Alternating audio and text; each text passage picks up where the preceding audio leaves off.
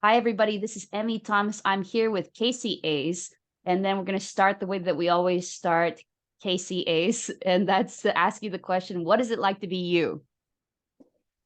Well, first of all, I want to say thank you so much for having me. It's an honor and a pleasure to be here. Um, wow, it's been a crazy year, full of a lot of interesting events and new hobbies and changes in my life. And right now, I think I feel like I'm on the edge of something big. I don't know what it is yet, but it's just kind of an exciting feeling, and I'm just kind of following my passions wherever it makes sense. um and let's see, I guess some background. I'm a writer, a creative. I'm also blind, so that lends a unique perspective to my life. And I also do not experience psychopathy, so that is another lens uh, that I am looking through as what you guys would call a normal person. Mhm. Although, what is normal?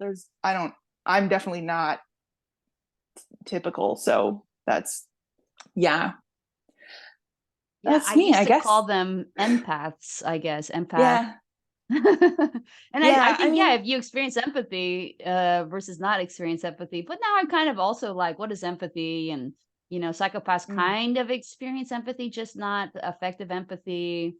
But maybe sometimes they do if they really focus or whatever. I think this is actually consistent with the literature on this too. Like if you can direct mm, their attention to it or get them to kind of really put themselves in their shoes. I think they call it perspective taking. If you yeah. can kind of get them to perspective take regarding other people, then they can kind of do a better job at empathy, but it's not as automatic, maybe is what's Yeah. actually happening.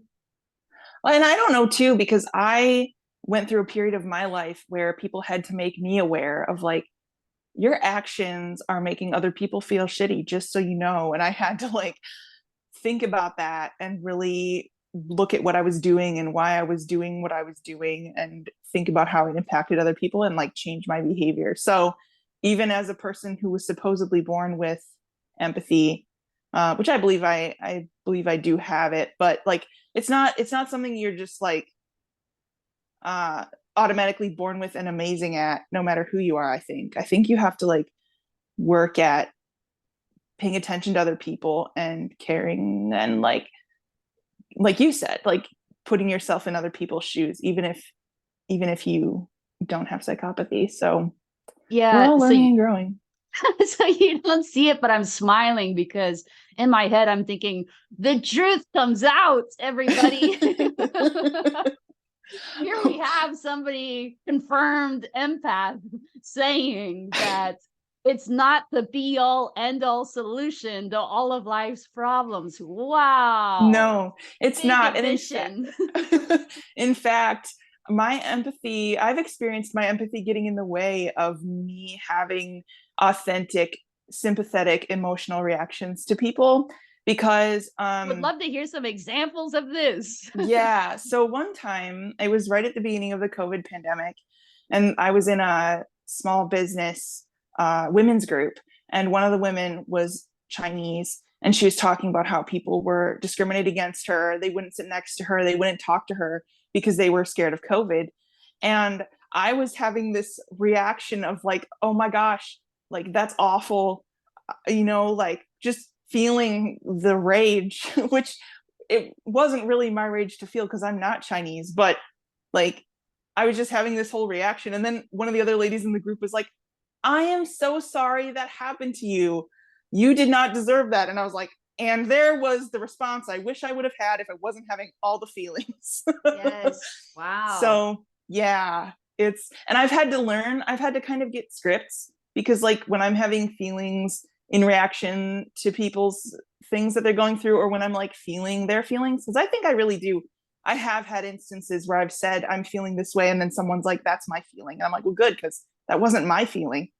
Hmm. But, like, I've had to develop, like, things like, oh, thank you for sharing, or, like, I really appreciate that, or, like, I'm sorry you're going through that, just to, like, have something come out of my mouth so that my feelings don't get in the way of me being a caring human. So is it fair to summarize what you've said as sometimes empathy is a temptation to make something kind of about you and about the way you're feeling in the moment when really it's about somebody else? I have wondered that, like, yeah, because I mean, it's talked about a lot in terms of like the race conversations, like people will be upset, and this usually happens with white people and African American people will try to comfort them, and they're like, no, no, no, like, I'm just having feelings, this isn't about me, this is just me having a feeling, like, this is I'm upset on your behalf, but like, this isn't about me and my feeling, this is about you and your situation that you're going through, and we need to keep that in perspective. So yeah. Mm-hmm. And Yeah, I can understand. It's not like and I don't mean to grill you about empathy. This that's fine. I don't know how many empaths you've had on here, so I'm totally willing to be the, you know, I think I've one or definitely, two, but not to yeah, talk about empathy. I think there was to talk about other things, like to talk about serial killers and stuff, like yeah, PTK. yeah, and see, that's the thing. Like, I've made some psychopath friends. I consider them friends. I don't know how they feel about me, but and that's okay. They can feel however they want to feel. But That's like, right. I definitely ask them loads of questions about psychopathy. So it's, yeah, I'm happy to share the other side of the coin. Yes. I saw this funny tweet. It was, do you know Spotify, the music Mm-hmm. streaming service? Yep. So have at the end, or I guess in December, they say Spotify Wrapped, all Yep. your Wrapped, All your favorite stuff. WRAPPED. Yeah, all your favorite, all Yeah. your things you've been listening to. Mm-hmm. And so somebody was like, here's like a really great thing to post in response to people posting their Spotify Wrapped, on social media, is to Uh-huh. be like, wow.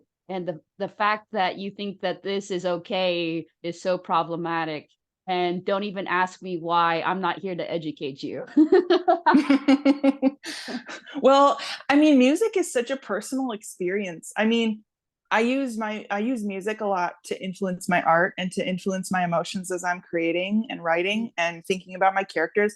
I've created like a playlist for each of my characters, and my psychopath character has like two playlists and another one in the works because she's cool like that. But you know, or maybe I'm just obsessed with her. I don't know what it is, but like, it's such a personal thing. Like, when you look at someone's music taste, you're kind of like looking at all of the feelings that they've had over the past year. Like, that's kind of, I don't know. I mean, my Spotify Wrapped is a little dark right now because that's just kind of where I'm at, in a gritty place. So Yeah. yeah. I guess there is a dance craze called the gritty that my nephews have learned. So Mm. I think my friend was going to teach me that, and then we ran out of time. So we'll dang see it. if that ever Oh. happens. So yeah, I don't think there's anything wrong with grit. Grit is what we need to polish stones. I guess that do we call it a rock tumbler? I think you can throw Yeah. like any random garbage rock into a rock tumbler, and all you need is other rocks and a little bit of Yeah. grit, and then Yeah, my just like brother run has it. one of those. Oh, It's crazy. really? They come out really smooth, and yeah, it's yep. Yeah. So Yeah. grit also has its function, I guess. Hmm. Uh, yeah, what was I gonna say? Okay, yeah, people. So do you feel sometimes, I don't really get asked this in my everyday life. People don't Hmm. really ask questions if they find out Mm. I'm a psychopath, maybe not from Mm. me. If I say, maybe they'll have follow-up questions like, what do you mean by that? Sure. But if they find out some other way, like via Google or something Right. else, then they don't usually have questions. They feel like they really know what that means. Oh. Oh. And then they're Yuck. like, yeah, okay, Oh. I know what's happening here.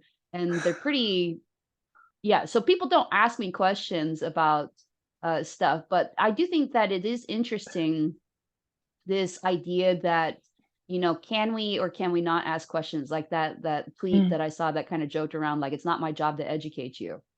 Right. Well, How do you feel about that phrase? It's not my job to educate you. yeah, I mean, I do feel it pretty hard because as a person who's blind, I get asked a lot of questions where it's like, you totally could have Googled that, or like, you could close your eyes and like, how would you put on your shoes if you couldn't see? Like, have you ever walked through your dark house and found your bathroom without turning on any lights? You probably have, you know.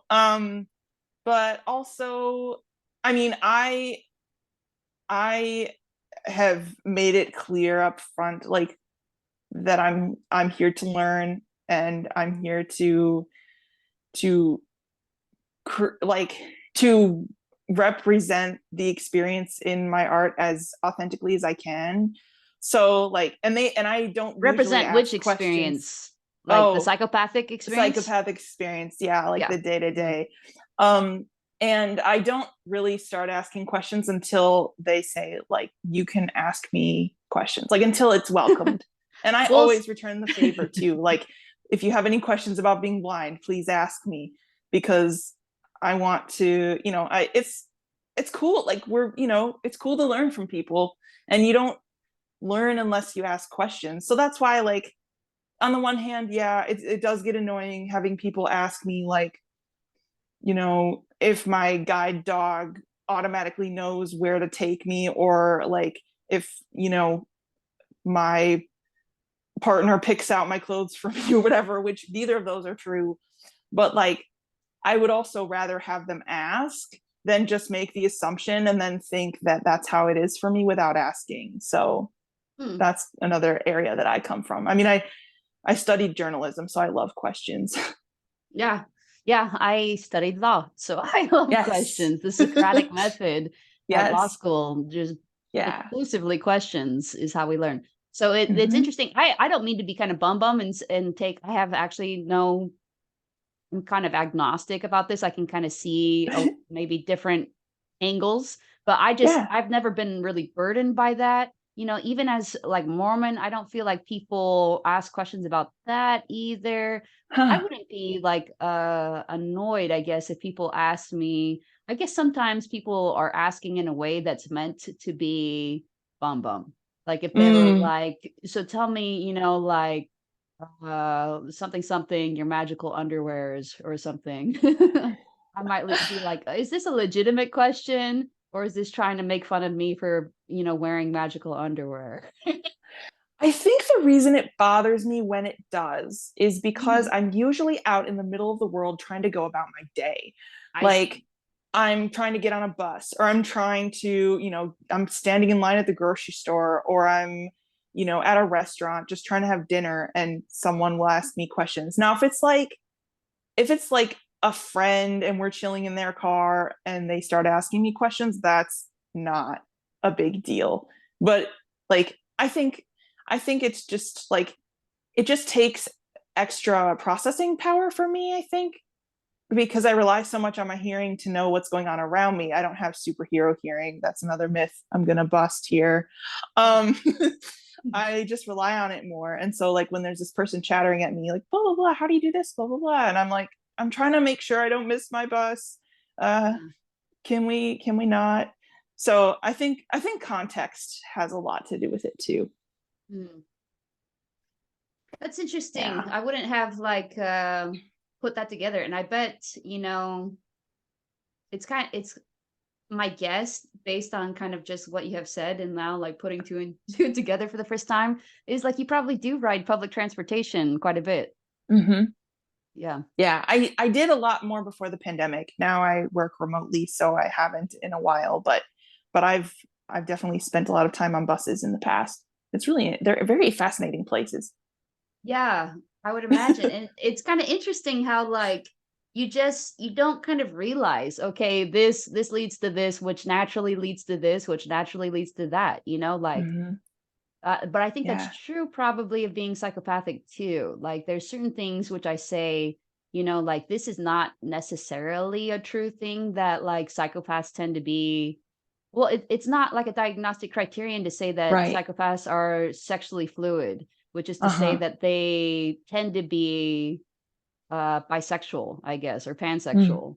Like they tend to not have as strong of a preference for a Yeah. particular gender in sexual partners than normal people or people that aren't psychopaths.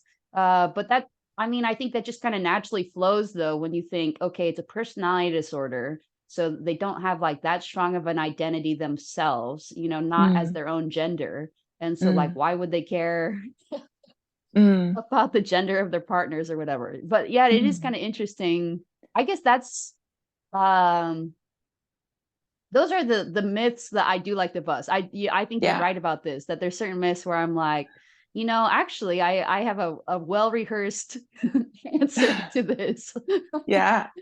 Because this is a common misconception and I'm happy to correct this misconception. So, you know, the next person that you meet that's a little bit like me, you can have like a slightly better understanding, or the next time you see me in media or whatever. And I also think I kind of think that people, creatives, let's say, are reading my book and writing better psychopathic characters. I do think that's happening. Well, I will say, so when this character, so my characters kind of show up in my head. They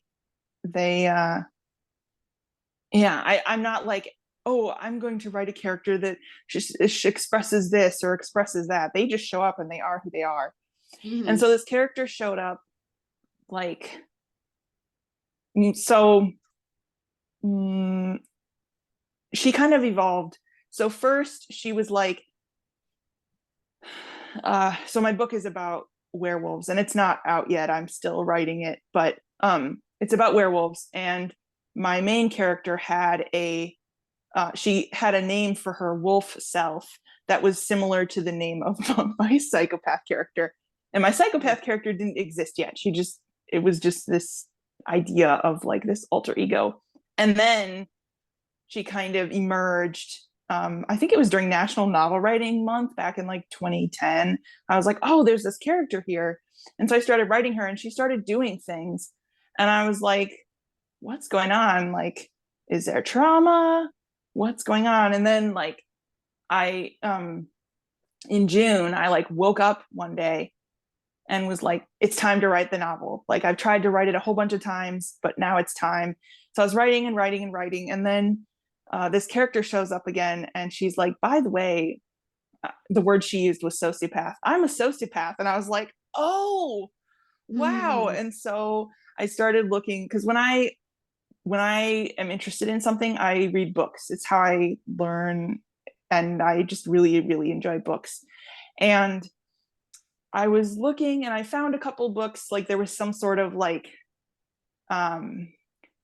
therapeutic, like a manual for therapists on how to deal with drug and alcohol addiction in, you know, people who have ASPD. And I'm like, okay, that's a boring. I'm not going to read that. And then there were like a couple of other books that are like, watch out for sociopaths. And I'm like, I don't really want to read that. Cause like, I know whom I want my character to be. And then I found your book and I was like, yes, like this is like, she's not going to be like ME Junior, but like a mini ME. But like, I wanted her to be like law abiding, first of all. Second of all, she's not going to kill anyone. Like, I've read a few fictional psychopath books where people end up dead, and I'm like, well, why? Like, it doesn't have to be this way. So, you know, reading your book really gave me a lot of insight. And I mean, I've watched a few of your interviews over the past that you have been done over the past few years, and it's been so cool to watch. It's like watching the journey. Like, you were who you were when you wrote that book, and you're still the same person, obviously, because people don't like change all of themselves. But like, I feel like watching you express more of who you authentically are has been so cool. And like, I think the idea of self-discovery, because everyone says like, be yourself, be it who you are. And I've always wondered, like, how do I figure that out? Like, how do I figure out who I am? and I'm a recovering people pleaser. So like, how do I figure out who I truly am and who I was because of the perceptions and ideas and mandates in some cases of other people? And like, so it just, I think that's why, one of the many reasons why I'm just so fascinated by all of this, because like, here's a group of people, and especially, you know, the people who are following you are also trying to be self-aware and figure out who they are, because it's kind of who is attracted to what you're talking about. Right. So I've found it really helpful for me too, to kind of get a greater sense of who I am. And it's been really fascinating. So thank you for your book, and thank you for presenting, you know, who you are and like what it really is, like what it's like to live a day to day. I mean, as you say in your book, like a lot of the stuff I deal with is just like the stuff you deal with. I just think about it differently. And, you know, like that's just, that's great. I also especially appreciated it because I read a lot of literature about blind people and fiction about blind people. And it's, I've only found a couple of books that have made me feel like, okay, that to me feels like how I experience my disability too, like my blindness. And so just, I think those first person accounts are so important because, I mean, I will never be a psychopath. Like, as well as as hard as I'm going to try to write this character and to like, you know, do my best, like I'm never going to express it in the way that you could. So I think it's cool. End of mini rant. Yeah, thank you for that. And I have a couple things to say, and we're going to go in the order in which I'm going to forget it fastest. So Okay. I want can you can help me writing a business law final about New Zealand. That's the one you need to remember for me if you can. Okay. Got it. And then, but just what you said about like people thinking differently, you know, I think Mm-hmm. there's so many labels for people who kind of naturally think differently, right? And I Yeah. think that there are some things that don't have labels, but I think just like the idea that, and this is a little bit like the theory of mind, the ability to understand that other people think differently. So I've had a couple experiences with this recently. One is you'll have to remind me about the second one. It's New Okay. Jersey New Jersey license plate violators. So this is a Oh, lot to remember. Yeah, but okay. first we'll talk about the first one. So this person's talking about how there's a Twitter poll, and the Twitter poll is this, that what about the other gender would you kind of most want to participate in? And I think the prompt was with regard to appearance. What about Mm, the appearance or like the way that other people are perceived in the world? Would mm, you want most about the other gender? And so women were saying it would be great if, so let's start with men. Men were sure. saying, you know, it would be great to be judged by something like the, other than my accomplishments, you know, to have like Mm, zero accomplishments, but still be well thought of, you know, like very desirable, etc. That's what men were saying, you know, like you could have like the most loser whatever life or something, how they would think of it maybe, and you could still be like well thought of, right? And women said they would like to be judged just for their accomplishments, not for their looks, right? So mm. instead of people judging them for their looks, judge them for the accomplishments. And the person kind of having a take on this, it was such a kind of interesting take, and I think it like really illustrates how little we understand each other. This Yeah. person was like, I'm really surprised at the number of people saying this. And they said, does anybody really want to be, you know, like kind of judged or assessed or have like people take into consideration their accomplishments when they're thinking of Mm. who that person is? And I was like, is this person for real? Like, is this person so out of touch with what I consider reality? Like, you don't think like this, I know is a fact because when I sat down next to people on planes, especially elderly people, and especially when this was happening a decade ago, like when I was younger, and they were like, "Oh, what are you reading that big book for?" And I would say, "Oh, I am a law professor." And they'd be like, "What?" You know? Like, it's weird to me, like, you never had that experience where people, thought better of you for your accomplishments. Right. But he does that Yeah. all the time or whatever. I Yeah. even have, like, I had a friend once who was like, "You should start every conversation with this accomplishment that I have." He's like, "That's such an impressive, whatever accomplishment that I think you should start every conversation with everybody with just Mm. like find a way to work it into conversation." And I'm like, "Well, no, probably, but like, so it's just weird that this person was like, and then people ask this person, like, how do you see yourself if based zero on accomplishments? And the person's like, oh, am I a good friend or whatever? And at that point, I'm Mm. kind of like, this is a little semantics because isn't being a Uh-huh. good friend an An accomplishment? accomplishment. Yeah, or just a series of accomplishments, right? Sure. You were Yeah. thoughtful, you like sent the flowers, made the phone call, you did Yeah. whatever. So it was just weird that this person was so, and they were kind of like a little bit judgy about it. They were kind of like, well, life is not a sum of all the accomplishments you've made. And I'm like, well, duh. Mm. Nobody thinks that probably. Right. So you're kind of like straw manning the rest of humanity that accurately sees accomplishments as something that people consider part of you. Your Uh-huh. accomplishments do reflect some aspect of you, Yeah. right? To the extent that it makes sense for other people to recognize your accomplishments as being part of you.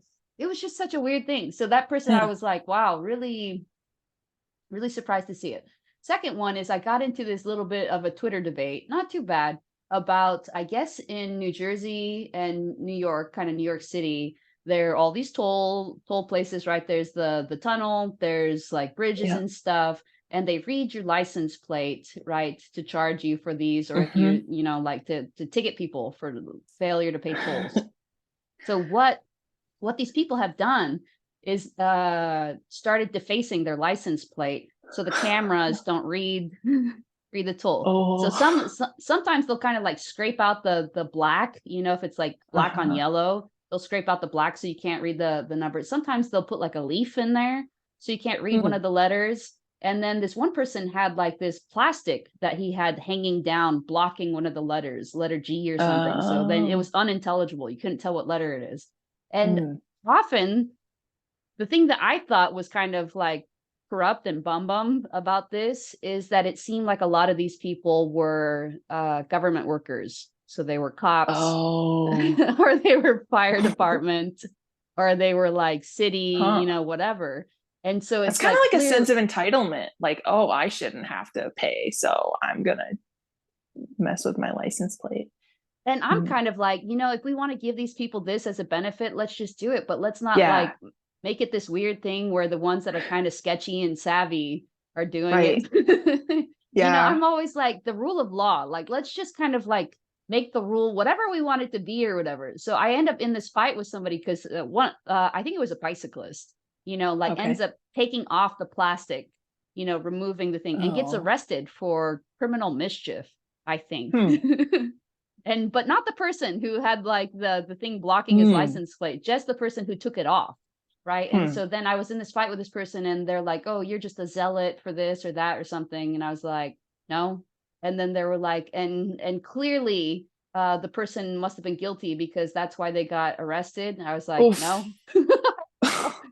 they That is their not their how our world. court system works. I know, but they did believe it. And I was like, Oh. wow, have you never had an interaction with law enforcement in which it was wrongful? That has Uh, never happened to you? That seems odd. Like, is it just me of the white mm, people or something, white female mm, people, that this has happened to kind of regularly enough that mm.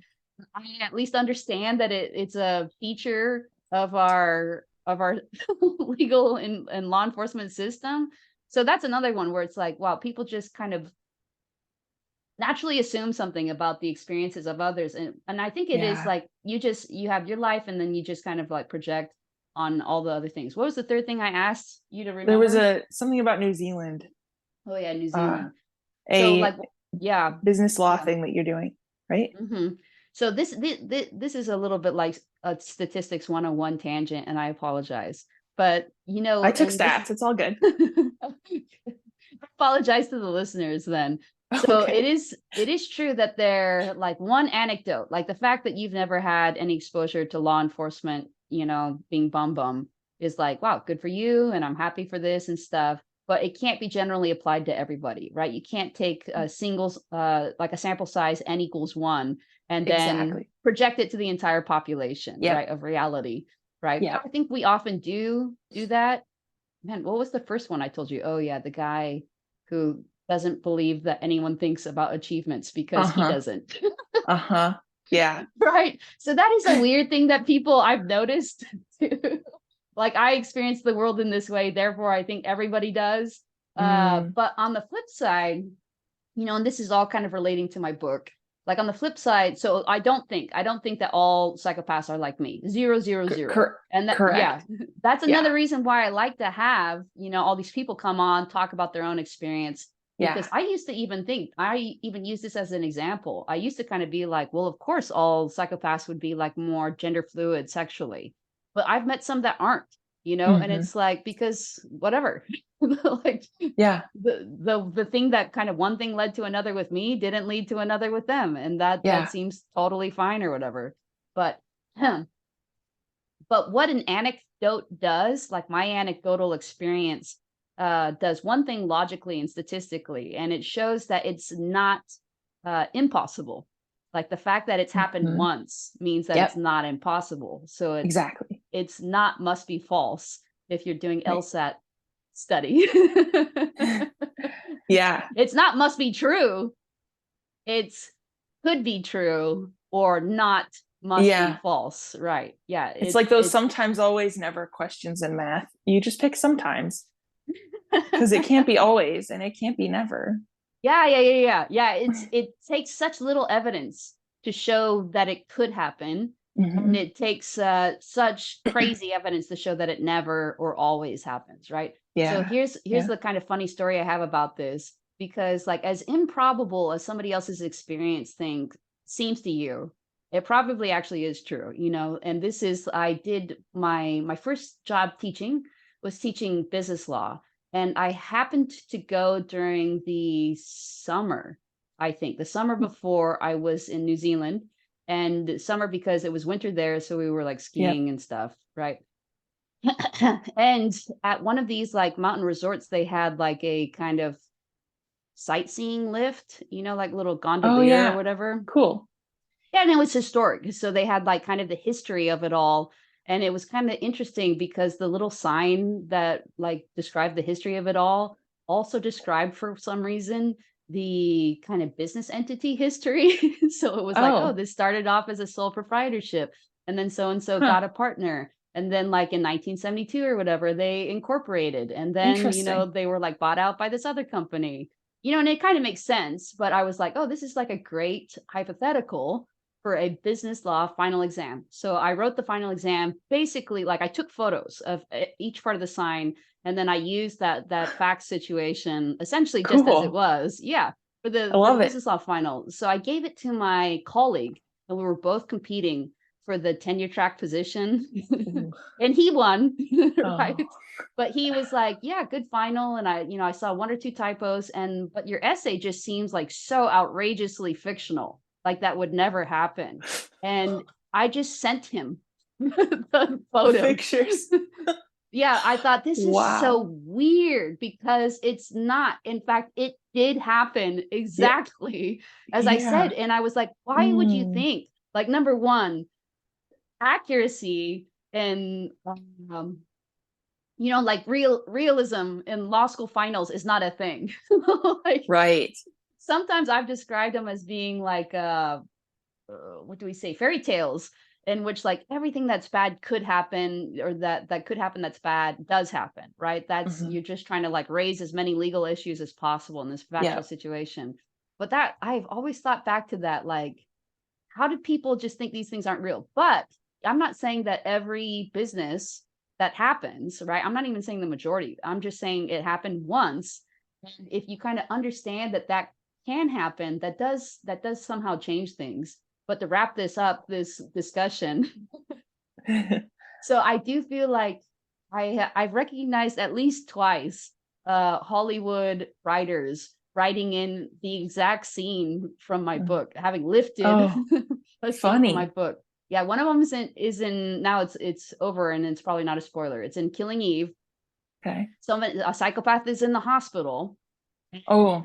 They're not doing well. And somebody asks the psychopath, "Hey, are you feeling okay? Do you need to sit down?" And they say, "No, I'm fine." And then they pass out immediately, which Mm, is exactly what I wrote in my book mm, about myself. And then the second one yeah. I just saw recently is about the infamous opossum story at the beginning of my book.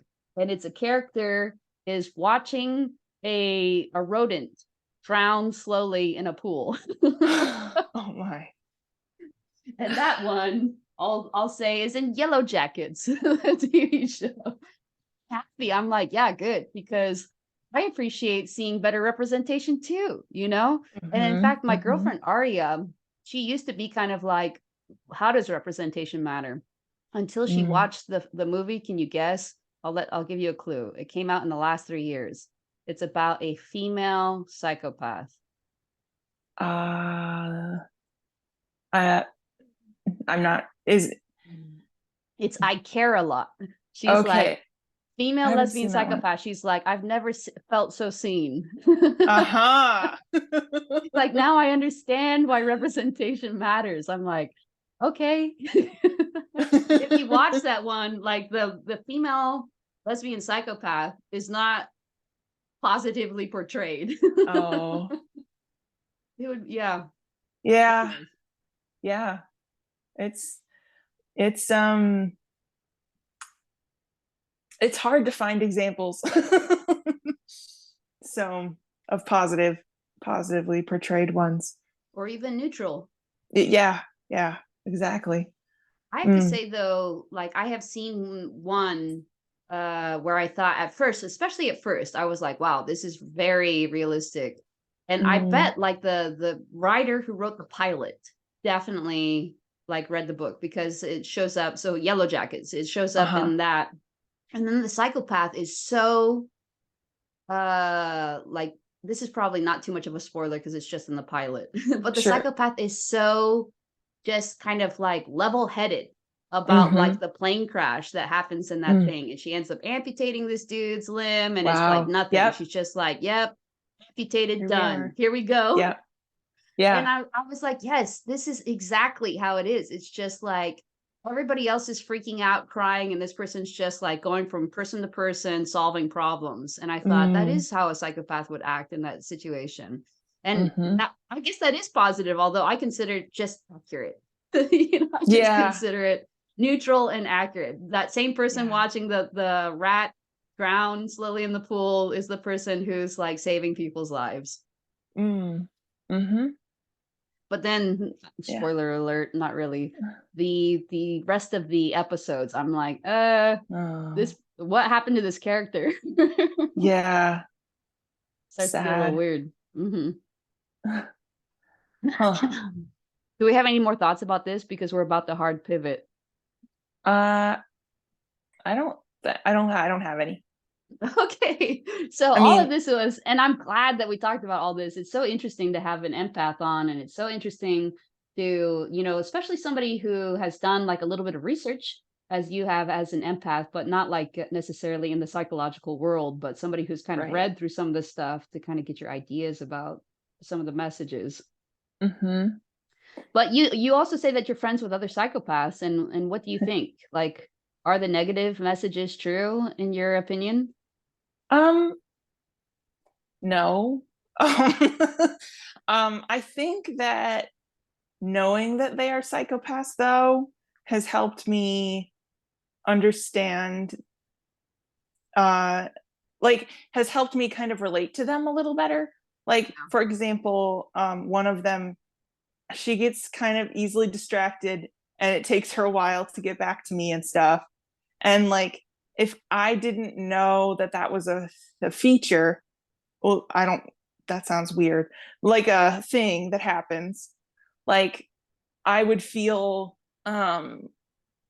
more offended isn't the right word, but like I think I would have given up sooner. Yeah.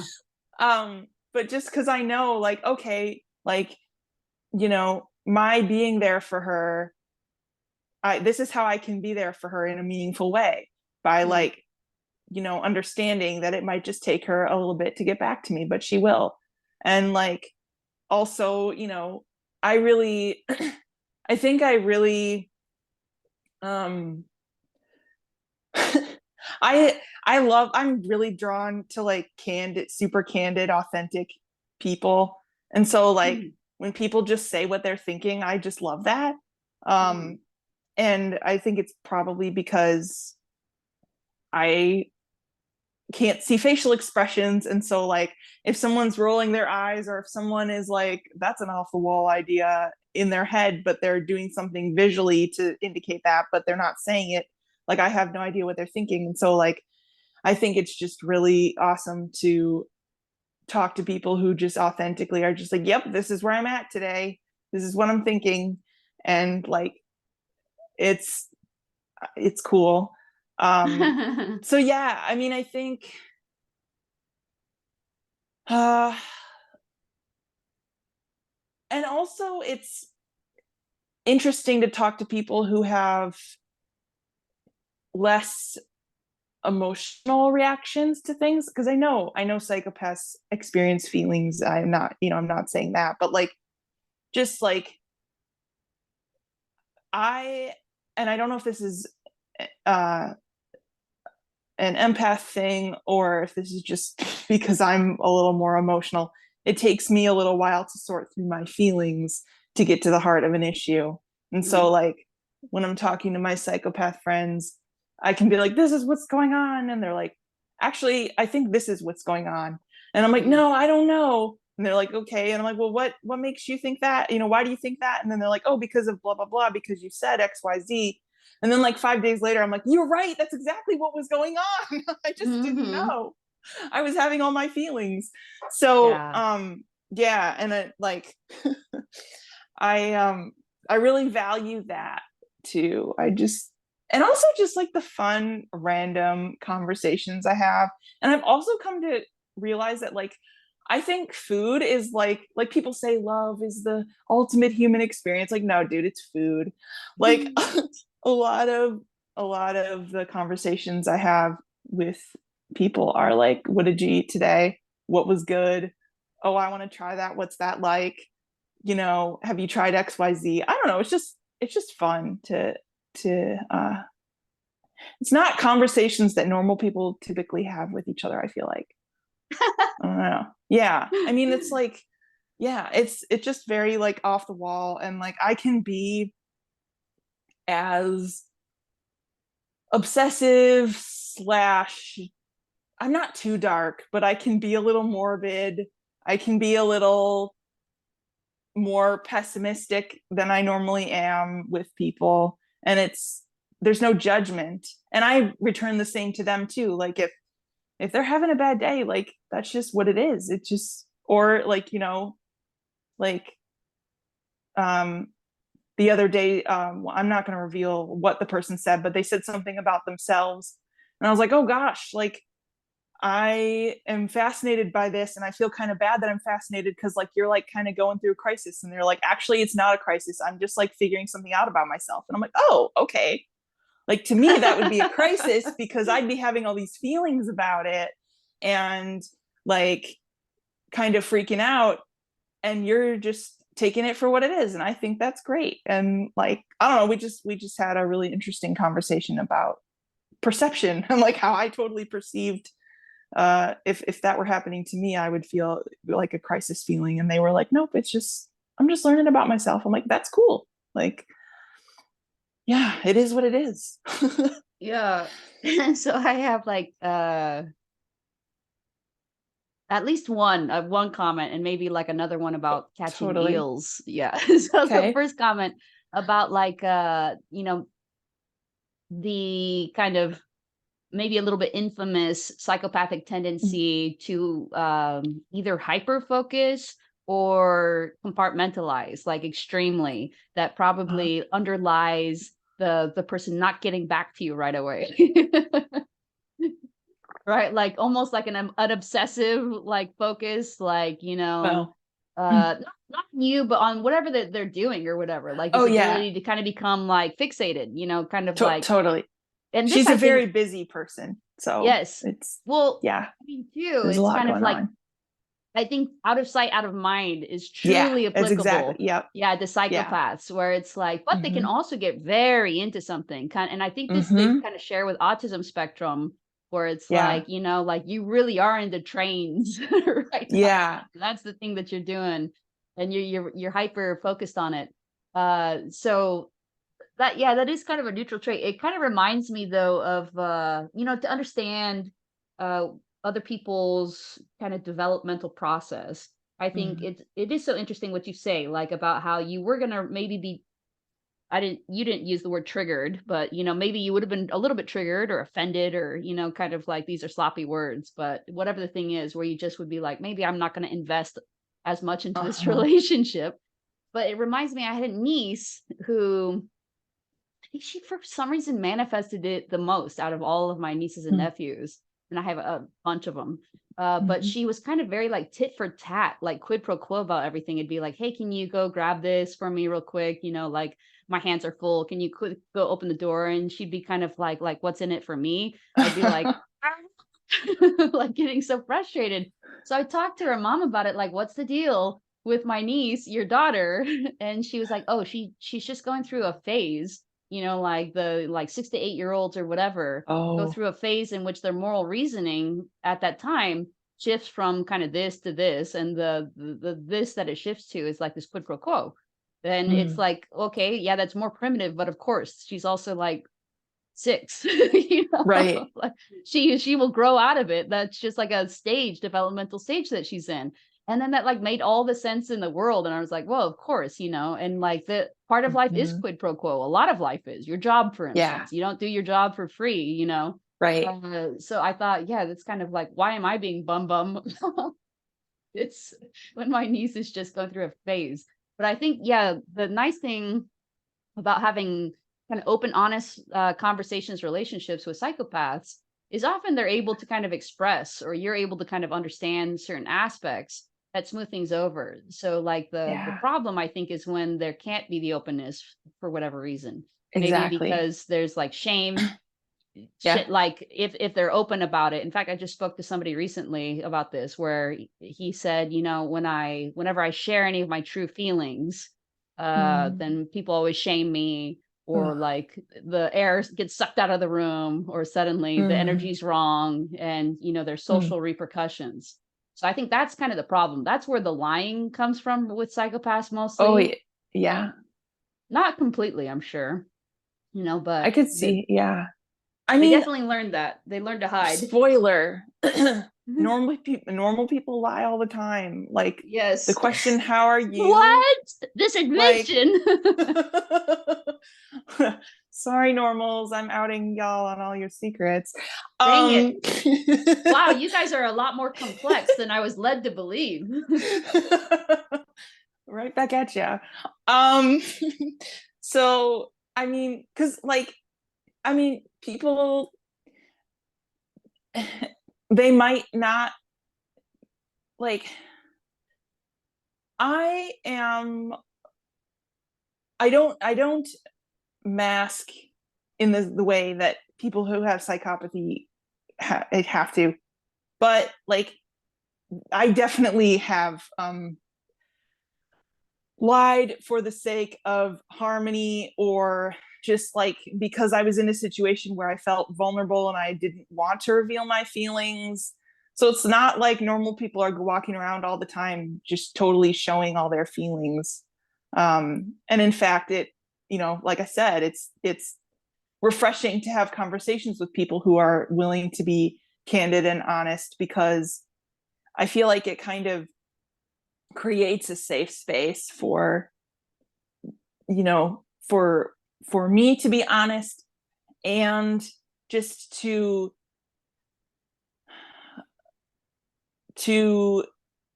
have the freedom of expressing your feelings, and to not, and it kind of reminds me too to not be judgy, because I can sometimes get a little judgy, and it's good to recognize, like, okay, people, not everyone experiences the world like I do, or thinks about things in the way that I do.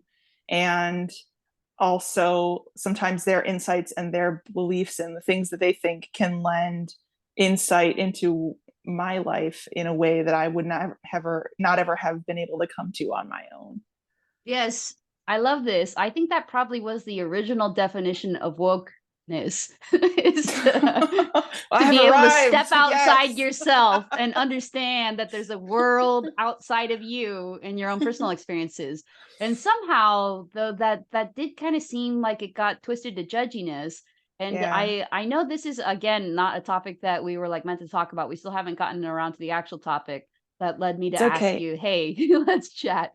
We're But just we're just letting it flow. It's awesome. I'm here for it. yeah, but I'm gonna ask you to guess at other people, and if you're willing to express maybe like your own personal experience, where does this impulse for judginess come from? And I will kind of just like back up and explain a little bit.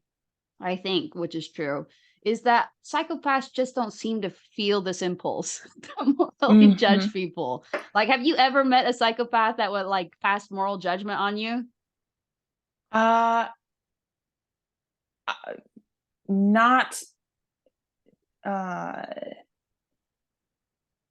okay, not someone that I knew for sure was a psychopath. Mm. Mm. I mean, sometimes I am like, "Oh, that's a rational error that somebody has Right, made," right, or something, but it's not like, "Oh, right. that's a moral wrong. I am, like, repulsed by this moral wrong, and now I'm gonna Yeah, judge and but shun this no, person." I've never met someone who was like, I'm a psychopath and I'm judging you at Mm, all. mhm, So, but yeah.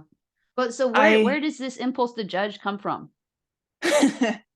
uh I think for me, um it's wanting to be comfortable, like wanting the world to be as I see it, because that's Mm, safe and comfortable. And yeah. so, like, it's kind of like this, um like your, whatever the viewpoint or issue or whatever isn't lining up with my way that I see the world, therefore it's wrong. Mm, mhm. And luckily I hope to think that I've grown past a lot of that, but it's we're, sometimes we can't always see uh the issues we still have until other people point them out.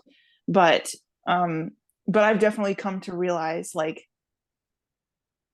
I, and I don't know if it comes from, like, I'm an oldest child. And so as the oldest child, I kind of had to like keep people in line and be like, okay, do what mom says. And if you don't, you're wrong. I Mhm, don't know if that is where it comes from, just like being a really quick, like, okay, this is right, this is wrong, this is what we're supposed to do.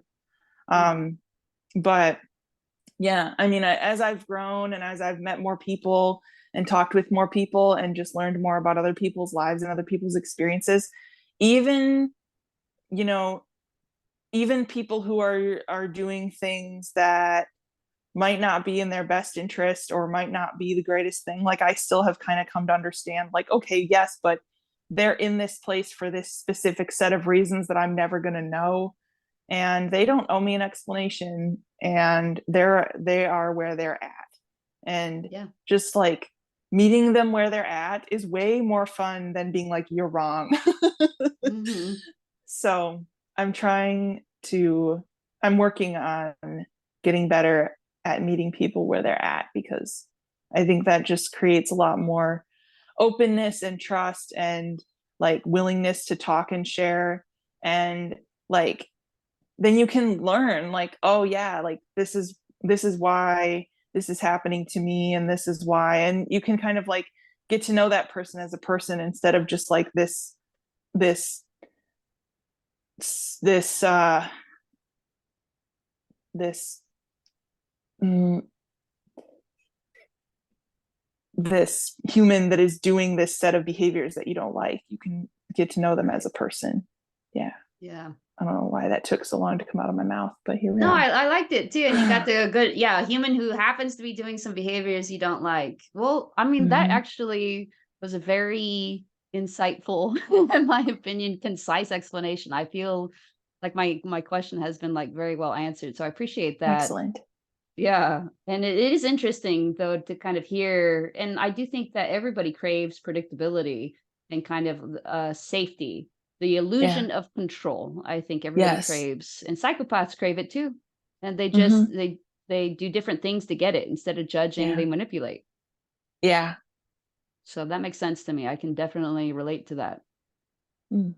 But it's weird that the judging seems to be the morally better thing to do instead of manipulating, even though it's both just to impose your vision of the world on other non-consenting people. Yes, I know. Yeah. I think like, yeah, manipulation is interesting.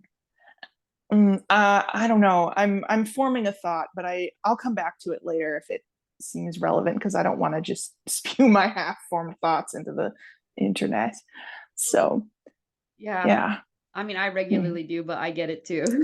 So I have are you ready for the hard pivot? Yeah, we can hard pivot now.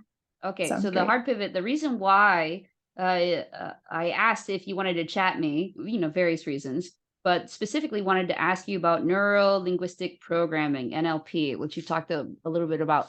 But this is with regard to the interview, or I guess discussion I did with Pretty Morbid Victoria. first. Yes, about tar. I heard So I heard Victoria's one. I didn't listen to Pretty Morbids yet. Okay, so I reference a Pretty Morbid one in Yes. Victoria, where like Pretty Morbid reference in Tar, there's like the Shipibo people of Peru who have like this kind of ceremony in which they feel like they connect with the spiritual world. And I think, at least as portrayed in the movie Tar, they feel like you can also change the past. So there's a little bit of that time kind of element and whether or not you can change the past in the film Tar.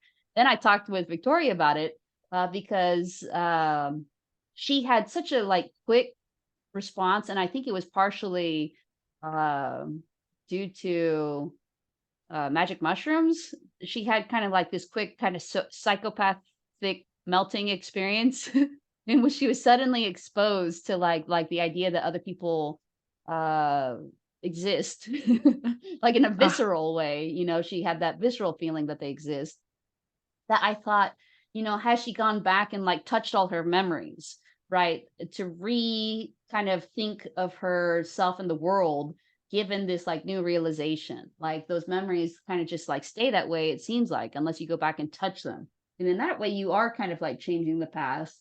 And then I thought if there are other ways that you can kind of change the past, and if so, how? Kind of like the Shipipo people believe, because I was like, this is a really interesting thought. And I'm super interested in time anyways. I don't know if it's because I'm a musician and music only exists in time, right? You can't perceive it really otherwise. But I realized in the weeks following that there is a legal concept for this too. It's called nunc pro tunc, NUNCPROTUNC, and it's now for then. So you can do certain things in the law that you do it now, and it's as if the thing happened back then. And there are a couple other ideas in the law that are a little bit like that. You can do things now that relate back, is another word. So you can amend a complaint that relates back, and then it's as if that complaint was that way the whole time, right? And so there's like a lot of interesting kind of legal ways that we deal with time. Nunc pro tunc, I think, is usually done in real estate law, where they like transfer the title. Like the title was supposed to be transferred, but it never did. So then they nunc pro tunc it. So they transfer it now for then, as if it had been transferred back then. Interesting. Yeah, and it really is done to correct mistakes. Yeah. So there's a mistake made, and everybody knows there was a mistake made, and it's like, well, let's not continue on with this mistake, but let's not also kind of just change it now in the future. Let's change it in the past. Because the idea is, like, for some of these issues, that when the mistake cannot be truly corrected unless we go back to change the past too. That's why these legal remedies exist. So I think it's like a really interesting question, because there's certain things now that I think, I mean, like you don't have to necessarily go back to change the past. Like it's fine to correct the mistake right now, right? Like, and Sure. there are other Yeah. things where I'm like, no, this truly seems like you can't fully correct the mistake unless you go back to change the past. And so why not Mm, just be like the law about it? Why not yeah. just allow that to happen? So I think that's Yeah. kind of interesting. But do you have any thoughts about that, or you want to tell us about NLP? I can I thank you for the examples. I was starting to feel really like this was getting into like wormhole theory or something. So your examples were great and concrete. So I really appreciated those. Which Um, examples? The legal ones? the legal ones, yeah. Oh yeah, okay. um, but yeah, we can dive into NLP. So I am not an NLP practitioner. I don't have any certifications or anything. I just found a book that literally said, teach yourself NLP. Cool. So That's the anyone, title of the yeah, book. it Teach yourself is. NLP. All Teach right. yourself NLP. So like anyone can do this and figure this out. And um, so I found out about NLP when I was at a party and I was talking to this guy. And I think the only reason he was brought into my life was to tell me about NLP. And he was like, yeah, like neuro-linguistic programming is really cool. It's like this way to like understand what people are thinking and like manipulate their minds and like read their minds. And I was like, huh, that's really interesting. I Mm, don't necessarily want to manipulate people's minds, but I'm also I give up a little too easily in negotiations. And keep in mind, this is like 22-year-old me, so I'm a mhm. little different now. But I'm like, oh, I could get better at that. So I found this book, Teach Yourself NLP, and I just kind of kept it in my e-reader and didn't really do anything with it. Then I got my first job after college, and um, I my boss, I felt like she orchestrated over like a 6-month period leading to me getting fired Mm, through unjustly fired through various uh, lies she told and things she said to me and things she said to other people and things that she did, and just ways that uh, she kind of, I feel, misrepresented me to other people. And real quick, if you don't yeah, mind, kind of like just your conjecture. Why do you think she would do that? Like, what would the motivation maybe be in this situation? I don't know. Okay.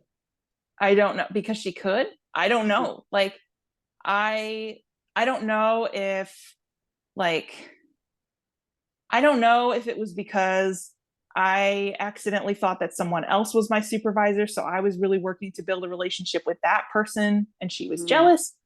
I don't know if it was because she just, like, within that company too, there was just a lot of toxicity and power trips going on. And I don't know if she just wanted into the game or like what. I have no idea what it is. But there were various things um, that she had said, and after it was all over, after I was fired, um, I was like, I need to get better because I'm not like I felt like my sense of self as a professional had just been utterly destroyed. mm, Um, and I had all the memories of her, her like she, asking me to come into her office and then yelling at me about stuff or like just things that she'd said. And I was starting to wonder, like, is this stuff true? Like, am I really like this? Am I really lazy? Am I really, whatever? I don't even remember what she said anymore most of the time because it's just, I've like healed that memory. So it's kind of irrelevant now. But, yeah. um, Real, but real, with real quick. NLP, yeah. My therapist, like, just to as through through topics through these videos, my therapist calls these identity hits. right? And just kind of a, quick aside to you a little bit, but mostly to people listening, is like psychopaths don't tend to feel these, like kind of growing up. That's why they don't seem to care what other people think about. They seem like they're Teflon. It seems like nothing ever sticks or matters, or they don't care, or like, don't seem to be bothered about bad stuff that happens to them, right? It's because they're not asking, is this me? Am I a bad person? Right. Because they don't have an identity, a sense of an identity to hit, right? But the sad thing about, like, okay, yeah, recovering from a personality disorder, I believe, involves, restoring that relationship with your sense of self, with your personality, like maintaining like a normal sense of an identity, right? Is probably what that always entails for personality disordered people. And once you do get that new sense of identity, then, and like a really good video kind of talking about this that I've done before is Arya talks to her borderline personality disorder ex-girlfriend. And so we talk about the difference between borderline perception of self and psychopathic perception of self. But her borderline ex-girlfriend is doing, man, what is it called? DMT, some initials, I think it starts with D and ends in T, but it's crazy success in terms of like helping borderline personality disorder people to get to the place where they are like no longer diagnosable within 2 years. There's like 77% of people or something. Yeah, it's a crazy result, and I guess it's pretty new. So it's like amazing for them. Yeah. And I think great, because like they suffer the most, I think, of all the personality disordered people regarding these identity hits, because they're enough in touch with their identity that it's like they get all the hits but none of the good is like what it seems like for borderline people.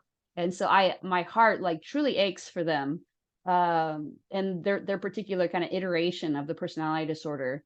But yeah, when you're like a psychopath though, and you're like working to get a better relationship with your sense of self, a stronger sense of self, then you start feeling these identity hits for the first time, and it is terrible. So like I absolutely understand. And if you were in that situation where you were taking like multiple identity hits, like I could see how something like that would be like what do we say, PTSD, post traumatic stress PTSD. disorder, Yeah. esque.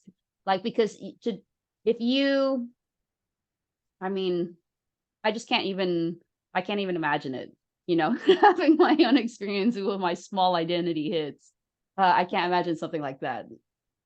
It was a time, that's for sure. But I think and in some ways I've kind of orchestrated my life so that I've realized what's still, even though I've been able to heal a lot of stuff and a lot of trauma in my brain from this, there are still certain things that cause anxiety that I think are spun from that experience. And I could probably find some way of getting rid of that or something, but I don't know, I kind of prefer to like just, for now anyway, just set up my life so that those things are eliminated as much as I can. But with NLP, the cool thing that I did is you can go back in your memories, and if you think of like a traumatic memory where you did take one of those identity hits, you can turn down the volume on the person's voice in your memory. So like what I did with my boss is, I would go back to that memory of her yelling at me and like literally turn down the volume on her voice in my memory. And then I could evaluate, what is she saying? Is it true? Because I could literally hear the words. It wasn't just someone yelling. Sometimes I would, another thing they suggested you could do is like make the voice sound like Mickey Mouse or Donald Duck or something funny, so that you laugh when you think of the memory, and that kind of creates like a more positive association with it. And yeah, I mean, that was what I used NLP for a lot, in that context, in terms of healing those memories. Because again, I mean, I just had a very visceral emotional response to those, even just those memories. So yeah, No. I don't know. Yeah. It worked. Yeah, that's awesome. So, and it totally makes sense to me. It's a little bit like the smart man's way of saying what I talked to Victoria about, like going back and touching these memories, kind of knowing Yeah. what you know now.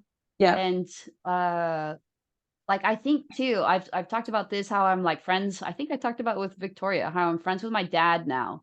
And a lot of Mm-hmm. it's because like I just see so like Arya, I've talked to her kind of like a lot about my dad, and she has one friend who's like particularly also interested, and the friend the other day was like the dad has received almost every trauma, every type of Mm. trauma that a child could possibly receive, because like Oof. just through conversations and stuff she'll be like, oh, and the dad this and the dad this, the dad does this because of this trauma, the dad does this because of this trauma. And so Wow. Arya's friend was like, this is like a shockingly comprehensive family of traumas. This is like Yeah. the full, when you're The looking, textbook you're, list. yeah, paleontologist looking for that full like T-Rex or whatever Uh-huh. with every single bone. And you find it like, Mm. wow, complete set, like very Yeah. collectible.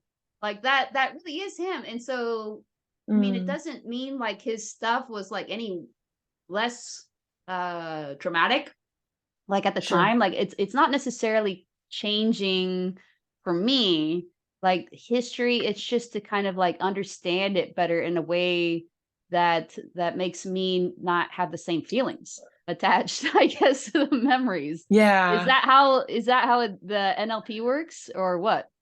I mean, kind of. Although for me, it was a little more like just the experience of the memory was made better. Um, because like memory, like when I remember something, I experience the emotions that I felt during that situation. Mhm. So if I can kind of change the memory a little bit so it's not as triggering, that kind of changes my emotional response. So it's and then later I can go back and rationally be like, okay, now I understand, this is what this person really said. It's not true, therefore they're wrong. And I don't need, I can disregard that feedback because it doesn't hold up under all of the other feedback I've ever gotten about myself. Mhm. But I think first I had to change my emotional reaction to the memory to even get to that rational place. I told you I'm a very emotional person. It takes extra for me to get to the rational spot because things just impact me more Well, I emotionally. actually think too that this is like highly relevant to psychopaths, especially ones that are, I mean, sometimes it seems like when you're going through the reckoning, you're just like, you are like an archaeologist doing like dig upon dig, like deeper, deeper, deeper, deeper, deeper, trying to Mm, find all these little identity hits that snuck in, because yeah. there's probably at least several dozen over the, I mean, like normal people might be taking them like, I don't know, during puberty, maybe every week, like another identity hit. Poor normal people, right? Like, dang it. But psychopaths, somebody would say something, or Yeah. Arya has one that she remembers where some substitute teacher says, "You're a nasty little girl, aren't you?" Oh. And she Oh. still remembers it, right? And she's like, Wow. I think she got her fired somehow or whatever. And I'm like, yeah. But you can tell like when somebody's kind of like triggered you, because then you have the urge to get them fired. That's how psychopaths can tell maybe that they've had an Oh. identity hit. You suddenly feel like you want to destroy this person. A really Hmm. overwhelming urge to like take this person out. That's How really whatever that interesting. means. And see that like really that's intriguing to me because like I I don't know what like I don't know what my boss's situation was, but like what did I do? Mhm. What I don't know. It's never going to be answered until I die and go to heaven and ask God like what was that all about? I have a So little guess though. Do you want to add if you want to ask your own intuition? if you feel like sharing it, go ahead. actually wonder if it is about the blindness, and it is maybe Mm. like she felt some kind of way, not necessarily like your typical kind of discrimination, but that the differentness was like, you know, like maybe she even thought like, oh, Casey Ace expects people to treat her this way, and I'm not gonna, or whatever, Yeah. but I don't ask know. yourself, like, it's an interesting question for intuition, how much that had to play, or just the way that your boss kind of perceived people reacting to you. Mm. Uh, like it's a little bit difficult. So sometimes people say things like, oh, like to me, like you're Mhm. people always respond this way to you, or people always respond that way to you. But for me, it's like, well, that's how they've always responded to me, so it's not different. Like I Mhm. don't realize that that's a something that's not typical. That like they're not responding to everybody that way, or whatever. So sometimes I wonder if things are a little bit like that, and maybe that's the reason why uh you haven't kind of realized it, is because like you it was a normal occurrence, but to her there was something different about it Mm. that made her really uncomfortable, and like Yeah. a way I don't that know. made her be like, I cannot, like an existential threat probably is what it was Mm. to her. Hmm. But not Interesting. not directly because of your blindness, because of something Right. else that was something else that was something else. Yeah. Yeah. Yeah. Hurt people hurt people. Yeah, Mm. yeah. Hmm. Um, okay, yeah. So the psychopaths with the NLP. So Sure. as you're kind of like going through like an archaeologist, kind of going through these layers, I guess you can take these people out or whatever. Maybe I actually don't think that solves anything. If it did, then No. I would be like more morally morally ethically neutral about it in terms of my advice to psychopaths. But I do Right. think that like instead, and this is why I suggest like often it's good to have a therapist. Often it's good to somehow go back and kind of process through these memories, because these Mhm. identity hits will they're like rust spots on a car. They're like, they will not resolve by themselves, they will just grow, and they hurt the integrity of your identity, they hurt Mm. the integrity of your sense of self, right? Mhm. And Yep. so you kind of have to just go through them. And I know this, my first car came from Idaho, which, if Oh. you're not an American, is a snowy place. And what happens with snow on the roads is they salt the roads, and the salt water eats away at cars. Yes, it So does.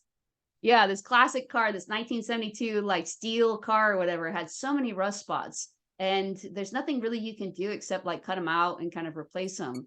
But so I guess maybe this is why I've been like worried about changing the past, because I think for these psychopaths, like how can they get past the past? What is the thing, apart from therapy? Because kind of when you're in therapy, you're not like really aware what's happening. Mm. It's like surgery. They're doing who knows Yeah. what. You're asleep. Yeah. That's Right. really interesting because when I talk to my psychopath friends, both of them are in therapy and they're both like, therapy is kind of meh. And I'm like, oh. And then they come out of therapy and they're like, I had this thing, this realization about myself. And I'm like, Hmm. huh. Like, Yeah. yeah, that's isn't it because you're in therapy? But I don't say that because that's they can make that connection on their own when they're ready. But it's just like, Yes.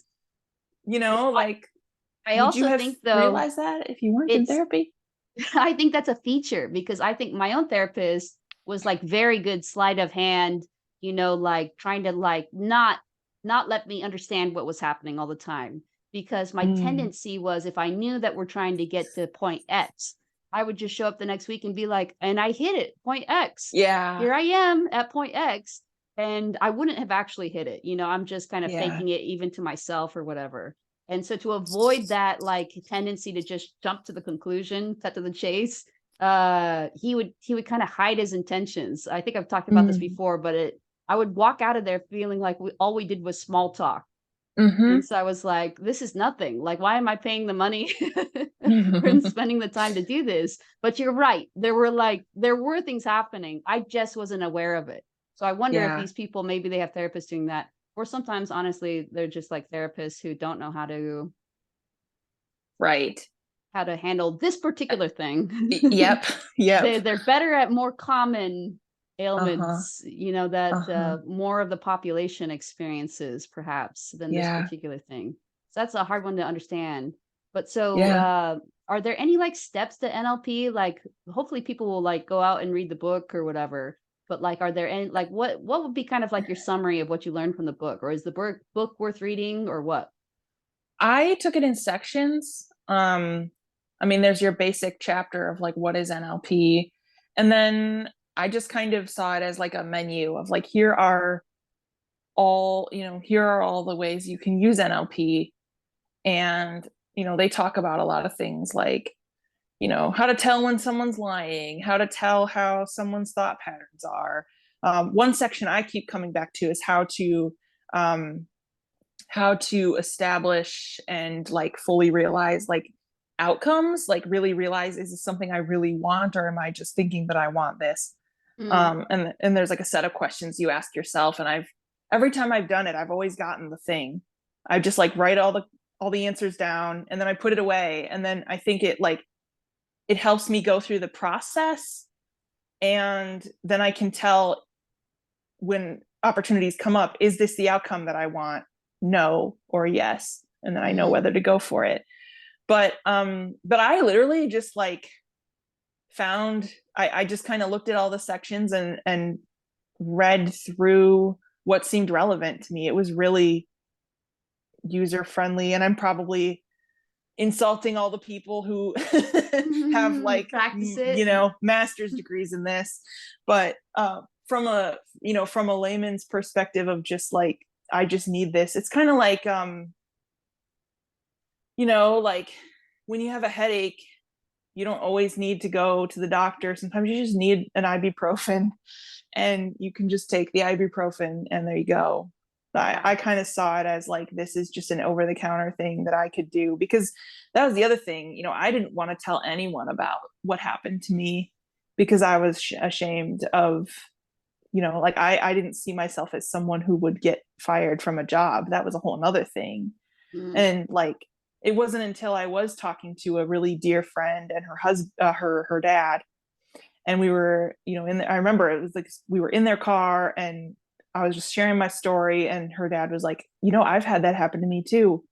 And I was like, well, what did you do? Like, how did you kind of get over it? How'd you get through it? How'd you get over it? And he's like, I don't think I am over it, and it's been years. And mm. I sat there and I was like, that's not going to be me. Like, I need to get through this because I have my whole life ahead of me. um Yes.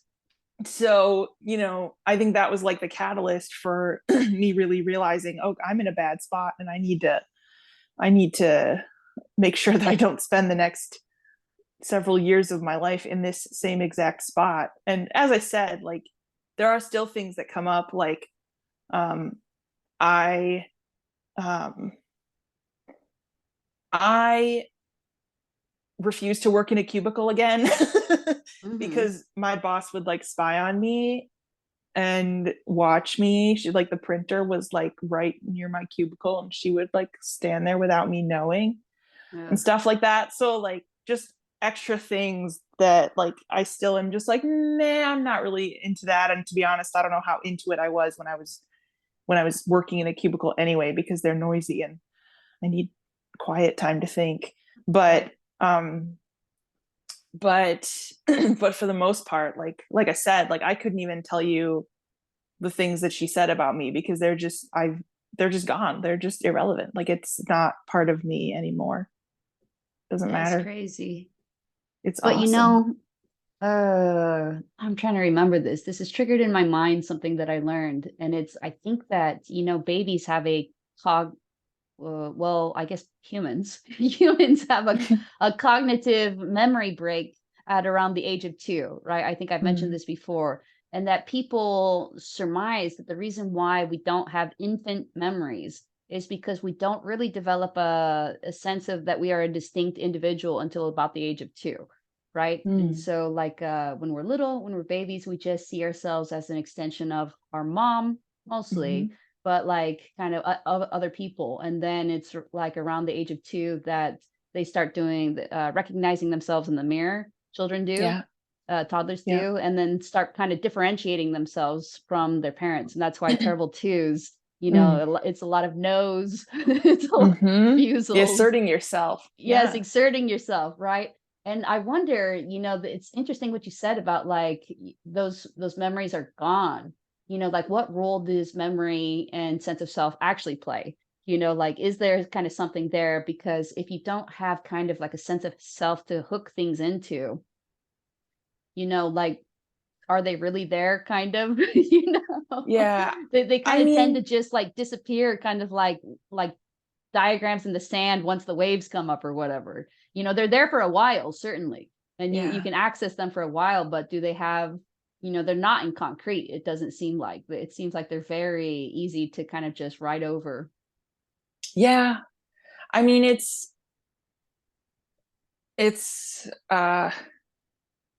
yeah, that is really interesting to think about. But I think the sense of self, if you want to call it that, like that I took from that situation is that I, created I found all these positive things within this negative situation. And I also overcame these, like I realized that the thing that was haunting me wasn't what my boss did. It was the memories. Like it was my own brain that was sabotaging me. Like she was gone, she was out of my life and my brain was the enemy. And so I had to neutralize it, neutralize those memories so they would stop going through my head and making me question everything. Yes, but this is kind of the thing about trauma that I think is like so tricky is like I've been through like some traumatic events too. And at least the symptom for me has been like one symptom would be like I would wake up and kind of like have forgotten the thing. And then I would remember the thing. Oof. And then I'd be like, ah. That's the worst. Yeah. And it's not like the thing was affecting me in that day, it certainly wasn't affecting me in that morning, but just kind of like that weight of the experience, that connection. You're right, the emotional connection to that memory. Yeah.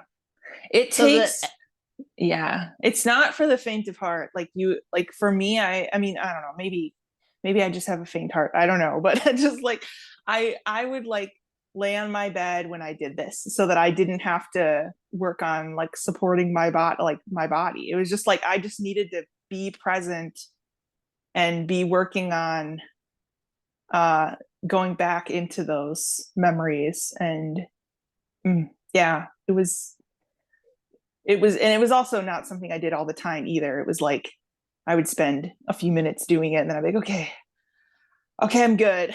Time to do something else now. It was, but I do truly feel like if I hadn't worked through that, I don't know where I would be right now. That's crazy. Yeah. And all just because that passing meeting. And it's so funny, the way that when you kind of described it at first, I was like, oh, this book is all about changing memories. But now the way that you describe it makes sense with the way that guy originally described it, where it's like, no, it's hardly about that at all. Is that just like one or two chapters? Pretty much. Okay. Pretty much. And a lot of it is learning to read other people. And it's a whole, there's a lot that and changing behaviors, I think, is another one that, developing habits and breaking bad habits and stuff like that. But I just never, it wasn't what spoke to me. So that's super interesting. Yeah. Then tell me again what the name of the book is. Teach Yourself NLP. Okay, Teach Yourself NLP. I'll try to remember to link it. Yeah, I'll look for the I don't know if there are multiple people who've written a book called Teach Yourself NLP, but I can find the author too and message it to you. Okay, sounds good. And is there anything else about this or about anything else that you want to chat me about?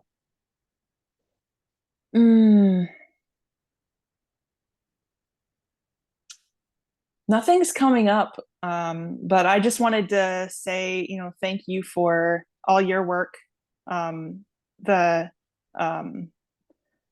the quiz that you have on your blog, I found really helpful in, as I'm kind of restoring my sense of professional self still. I took that quiz in relation to myself as a professional and kind of like figured out some other areas to grow in. So Oh. yeah, I can't wait for the next book. Whenever that comes, I'm waiting patiently as I can. It's Because your funny because first one was good. my literary agent was like, I hate this quiz. And she's like, Oh. take it out of the proposal. Oh. Now, I do think it like reads probably a little bit. Well, here's kind of like, I think this is true. Like she would go through stuff and she's like, maybe it would ask like, do you often find yourself like, like this is just a random example, not a true question. Mhm. Do you often Right. find yourself like remembering negative memories? And she's like, but who wants to answer that question? Like People who is it, really care and really yeah, want she's to like, know isn't it themselves. triggering for them to even? So I think what's going to end up happening is that the quiz will always live on the website, sociopathworld.com. Yeah, Yeah, and then that's okay. yeah, and then it can be updated or whatever. And Yeah. it's just like by quick way of explanation, if you're like looking for it, I'll try to remember to link it.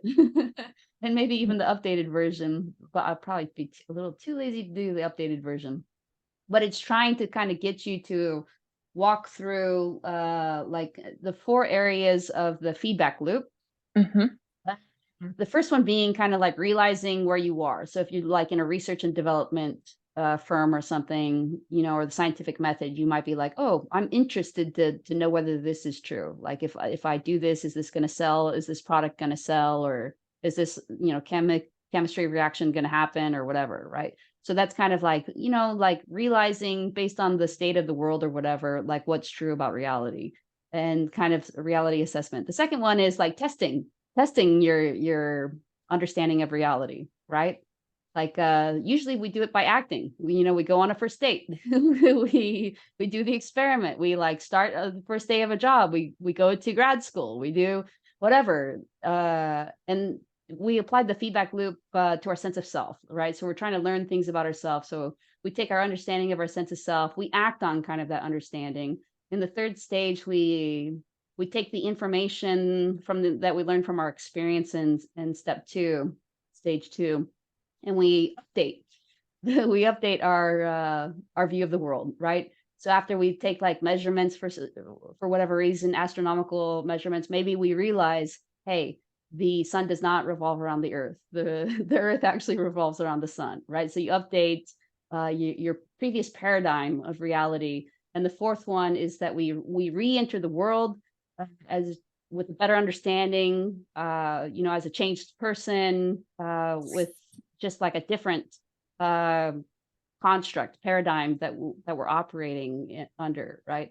And the idea being, as we kind of like learn about ourselves, often people are skipping one of these steps. So all the quiz does is just suggest which step that you're skipping. Do you have a hard time kind of assessing reality for whatever reason? Do you have a hard time acting?